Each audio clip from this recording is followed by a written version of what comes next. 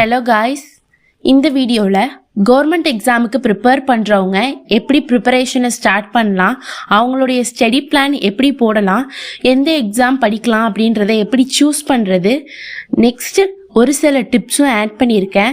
College students part டைமாக எப்படி படிக்கிறது, இல்லை நான் ஃபுல் டைம் ப்ரிப்பேர் பண்ணுறேன்னாக்கா அவங்க எப்படிலாம் படிக்கலாம் அப்படின்றத ஃபுல்லாக டிஃப்ரென்ஷியேட் பண்ணி ஸ்டெப் பை ஸ்டெப்பாக சொல்லியிருக்கேன்.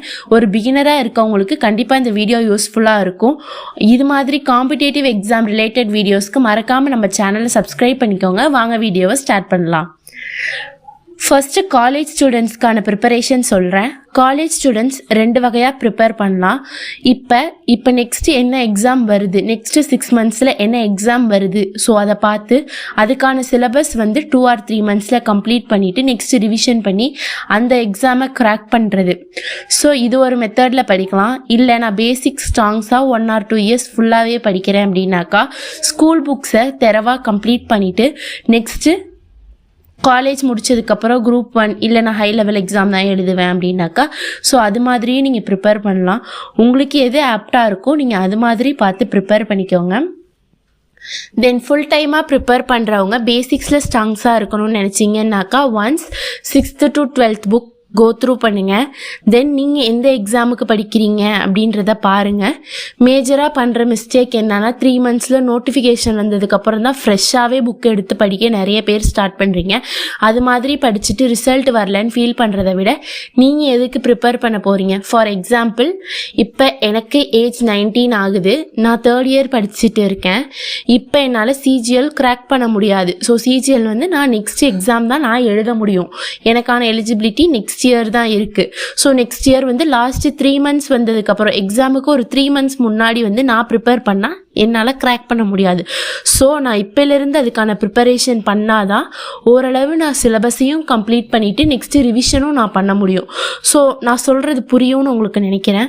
ஸோ நீங்கள் என்ன பண்ண போகிறீங்க, நீங்கள் எந்த இடத்துக்கு போக போகிறீங்கன்றத ஃபஸ்ட்டு ஃபிக்ஸ் பண்ணுங்கள். தென் அதுக்கான சிலபஸை பாருங்கள். சிலபஸை ஃபஸ்ட்டு என்ன இருக்குன்றத அண்டர்ஸ்டாண்ட் பண்ணுங்கள். இப்போ சிஜிஎல்னால் 2 tier இருக்கும். குவான்டிடேட்டிவ் ஆப்டிடியூட் இருக்குது, ரீசனிங் இருக்குது, இங்கிலீஷ் இருக்குது, ஜிஎஸ் இருக்குது, சிஏ படிக்கணும். சிஏ மீன்ஸ் கரண்ட் அஃபேர்ஸ் படிக்கணும். ஸோ இது மாதிரி எது படிக்கணுன்றத பார்த்து படிங்க. இல்லை நான் காலேஜ் 3 yearsமே லைஃபையும் என்ஜாய் பண்ணிவிட்டு ஓரளவு நான் கம்ப்ளீட் பண்ணி வச்சுட்டு 3rd year முடிச்சதுக்கப்புறம் தான் நான் படிக்க போகிறேன் அப்படின்றவங்க டெய்லி ரொட்டீனில் குவான்டிடேட்டிவ் ஆப்டிடியூடையும் கரண்ட் அஃபேர்ஸை மட்டும் ரெகுலராக படிச்சுட்டு வாங்க. நான் இப்போ சொல்கிறது எதுக்குன்னாக்கா நான் 3 years காலேஜ் ஸ்டூடெண்ட்ஸ் எக்ஸாம் எழுத மாட்டேன். சும்மா நார்மலாக அப்பப்போ வர எக்ஸாமை எக்ஸ்பீரியன்ஸ்க்காக எழுதுங்க. ஸோ நான் CGL or high level exam degree முடிச்சுட்டு தான் நான் எழுத போகிறேன் அப்படின்ற பர்சனுக்காக நான் சொல்லிகிட்ருக்கேன். ஃபுல்லாக குவான்டிடேட்டிவ் ஆப்டிடியூட், ரீசனிங். ஸோ இது எக்ஸாம்பிளுக்கு சொல்கிறேன். நீங்கள் எந்த டிஎன்பிஎஸ்சியாக எடுக்கட்டும் அதுக்கு தகுந்த மாதிரி நீங்கள் பார்த்துக்கோங்க. ஸோ 4 நமக்கு எந்த எக்ஸாம் போகிறது, next questions most of us கேட்குறது, எந்த எக்ஸாம் ப்ரிப்பேர் பண்ணுறது. உங்களுடைய எய்ம் ஃபஸ்ட்டு ஃபிக்ஸ் பண்ணுங்கள். ரேண்டமாக எல்லா எக்ஸாமும் எழுதுவோம், எதுலையாவது ஒரு இதில் நம்ம மார்க் எடுத்துருவோம். அது மாதிரி ஃபிக்ஸ் பண்ணாமல் உங்களுடைய டார்கெட் எஸ்எஸ்சினா எஸ்எஸ்சி எக்ஸாம்ஸ் எழுதுகிறேன், இல்லை நான் ரயில்வே எழுதுகிறேன், இல்லை நான் டிஎன்பிஎஸ்சி எழுதுகிறேன், இல்லை நான் பேங்கிங் எழுதுகிறேன். ஸோ நிறைய ஜாப்ஸ் இருக்குது. ஸோ அதில் நம்ம எது ஃபிக்ஸ் பண்ணுறோன்றதை பாருங்கள். அதில் பேசிக்ஸ் என்ன இருக்குது அப்படின்றத அண்டர்ஸ்டாண்ட் பண்ணிக்கோங்க. பேசிக்ஸ் தெரியாமலே நிறைய பேர் படிக்கிறீங்க. ஸோ அதனால் பேசிக்ஸ் படிங்க. இப்போ எஸ்எஸ்சின்னு எடுத்துக்கிட்டோம்னாக்கா மேக்ஸில் பர்சன்டேஜ், போர்ட் மாஸ், ஸோ சிம்பிள் இன்ட்ரெஸ்ட் இதெல்லாம் பேசிக்ஸ் ஆனது. ஸோ பேசிக்ஸ் முடிச்சிட்டாலே மேக்ஸில் நெக்ஸ்ட்டு சிம்பிளிஃபிகேஷன் போகலாம் and time and work. So இது மாதிரி பாதியாக நீங்கள் கம்ப்ளீட் பண்ணிட்டு வந்தீங்கன்னாலே உங்களுக்கு ஓரளவு கான்ஃபிடென்ஸ் வந்துடும். காம்படிட்டிவ் எக்ஸாமில் முக்கியமானது ஒரே விஷயந்தான், கன்சிஸ்டண்ட்டாக படிக்கணும் அண்ட் டெஸ்ட்டு நிறையா போட்டு பார்த்துட்டே இருக்கணும்.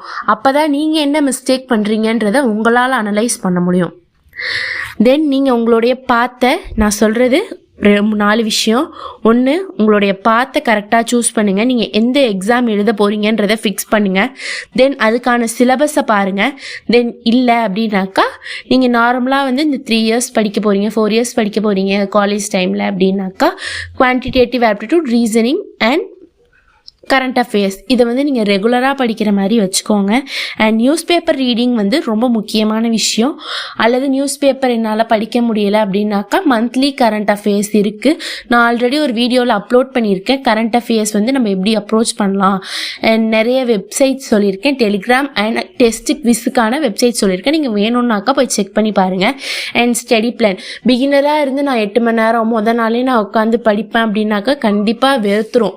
ஹார்ட் ஒர்க் பண்ணி தான் ஆகணும். ஹார்ட் ஒர்க் இல்லாமல் நம்ம எதுவுமே கிடைக்காது. ஸோ ஸ்டார்டிங்கில் ஒரு 2 ஹார்ஸ்லேருந்து கொஞ்சம் கொஞ்சமாக நீங்கள் மந்த் இன்க்ரீஸ் பண்ணிட்டு போனீங்க அப்படின்னாக்கா உங்களுடைய சக்ஸஸ் உங்களுக்கு வந்து கஷ்டம் இல்லாமல் இருக்கும். நம்ம முத நாளே வந்து நீங்களே யோசிச்சு பாருங்கள். முத நாளே வந்து உட்காந்து 8 மணி நேரம் படிக்கிறது எப்படி? இல்லை ஒரு 1 மந்த் ஆர் 15 டேஸ் நான் வந்து ஒரு 2 ஹவர்ஸ் படிக்கிறேன், 1.5 ஹவர்ஸ் ஒரு நாள் ஸ்பெண்ட் பண்ணுறேன்.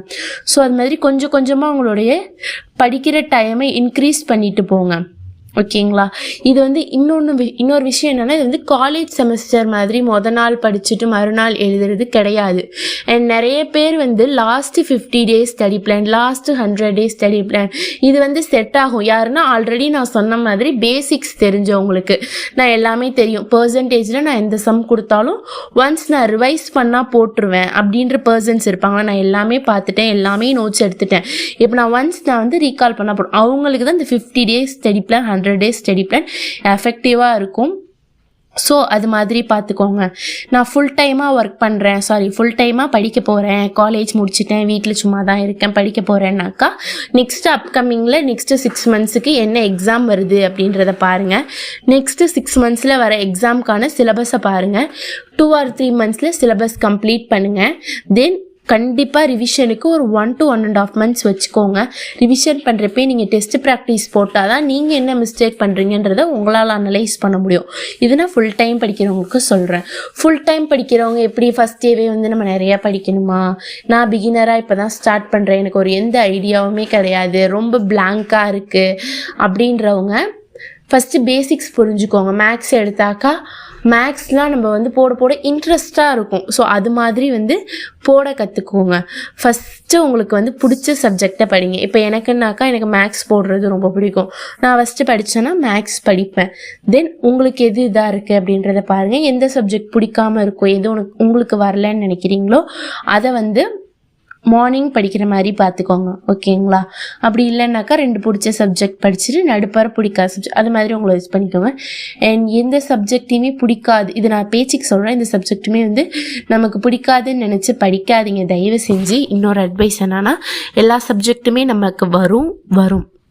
எந்த ஒரு டவுட்டாக இருந்தாலுமே டெப்த்தாக படிக்க கற்றுக்கோங்க.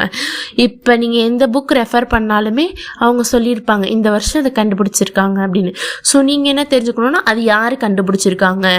ஸோ இது மாதிரி நீங்கள் டெப்த்தாக படிக்கிறதுனால உங்களால் ஈஸியாக அண்டர்ஸ்டாண்ட் பண்ணிக்க முடியும். ஜென்ரல் இங்கிலீஷ் அப்படின்னாக்கா கிராமரில் வந்து ஸ்ட்ராங்காக இருங்க. என்னென்ன இருக்குது, ஆர்டிகல்ஸ் இருக்குது, tens, direct speech, so question sex இதெல்லாம் வந்து நீங்கள் வந்து ஃபுல்லாகவே பண்ணுங்கள். இப்போ படிக்கிறீங்க அப்படின்னா இப்போ வேர்ப் நீங்கள் வந்து 1 வீக் அதுக்கான டைம் எடுத்துக்கிறீங்கன்னாக்கா இப்போ ஒரு வேர்டாக ஒரு சென்டென்ஸாக கொடுத்தா அது வேர்பா அட்ஜெக்டிவா அப்படின்றத உங்களால் ஐடென்டிஃபை பண்ண தெரிஞ்சிருக்கணும். ஸோ அது மாதிரி ஸ்ட்ராங்காக படிங்க ஜென்ரல் இங்கிலீஷ்லாம் படிக்கிறப்ப. தென் நீங்கள் ப்ரிப்பேர் பண்ணிட்டீங்க. ஒரு சில டிப்ஸ் என்ன சொல்லலாம் அப்படின்னாக்கா, நீங்கள் கன்சிஸ்டண்ட்டாக படிக்கணும். வீக்லி ஒன்ஸ் பிகினராக இருக்கவங்க டெஸ்ட் ப்ராக்டிஸ் பண்ணி பாருங்கள். எந்த ஒரு காரணத்துக்காகவும் டெஸ்ட் ப்ராக்டிஸ் விட்டுறாதீங்க. இந்த வாரம் தான் நம்ம விட்டுட்டோம், நெக்ஸ்ட் வீக் நம்ம அதை சேர்த்து எழுதிக்கலாம் அப்படிலாம் கிடையாது. இன்றைக்கி நம்ம விட்டாலும் நாளைக்கு காலையில் டெஸ்ட் முடிச்சுட்டு தான் நெக்ஸ்ட்டு நீங்கள் படிக்க உட்காரணும். அது மாதிரி ஃபிக்ஸ் பண்ணி படிங்க. நிறைய யூடியூப் சேனல்ஸ் இருக்குது. உங்களுக்கு சில பேருக்கு வந்து புக்ஸ் என்னால் வாங்க முடியாதுக்கா அப்படின்றவங்களுக்கு வந்து தேடுங்க. நிறைய உங்கள் கையில் மொபைல்னு ஒன்று இருக்குது, தேவையில்லாததுக்கு நம்ம யூஸ் பண்ணுறதுக்கு தேடுங்க. கண்டிப்பாக ஏதாவது ஒரு வெப்சைட்லையாவது ஏதாவது ஒரு புக் கண்டிப்பாக அவைலபிளாக இருக்கும்.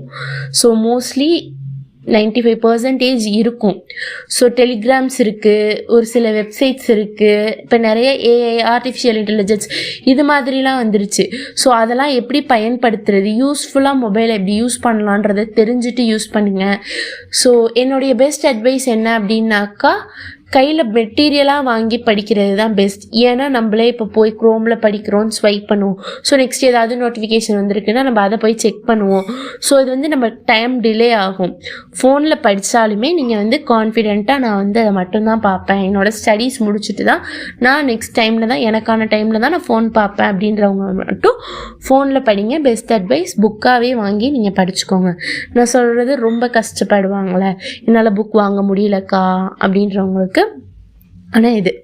அண்ட் நான் ஸ்பெஷலாக ஒரு சிலருக்கு தேங்க் பண்ணணும்னு நினச்சிட்டு இருந்தேன். நிறைய பேர் கமெண்ட் செக்ஷனில் சொல்லியிருந்தீங்க, அக்கா உங்கள் பிளான் எனக்கு யூஸ்ஃபுல்லாக இருக்குது, உங்கள் பிளான் தான்க்கா நான் இப்போ ஃபாலோ பண்ணிகிட்டே இருக்கேன் அப்படின்னு ஒரு சில பேர் கமெண்ட் பண்ணியிருந்தீங்க.